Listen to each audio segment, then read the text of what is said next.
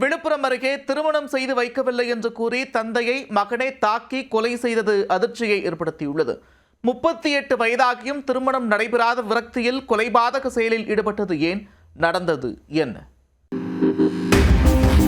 விழுப்புரம் மாவட்டம் காணை அருகில் உள்ள கூடலூர் கிராமத்தைச் சேர்ந்தவர் 86 வயதான அருணகிரி.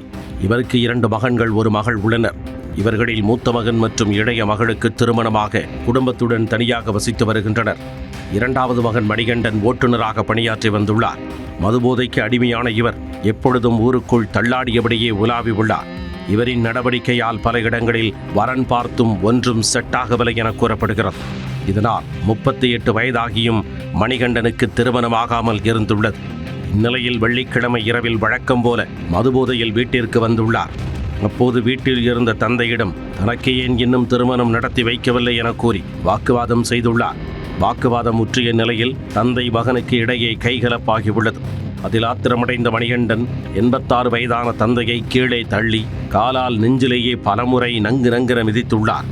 இதில் மயக்கமடைந்த முதியவரை அருகில் இருந்தவர்கள் மீட்டு ஆம்புலன்ஸ் மூலம் விழுப்புரம் அரசு மருத்துவக் கல்லூரி மருத்துவமனைக்கு அனுப்பி வைத்தனர். அங்கு சிகிச்சை பெற்று வந்த அருணகிரி சிகிச்சை பலனின்றி பரிதாபமாக உயிரிழந்தார். இதுகுறித்து தகவல் அறிந்த காணை காவல் நிலைய போலீசார் வழக்கு பதிவு செய்து மணிகண்டனை கைது செய்தனர்.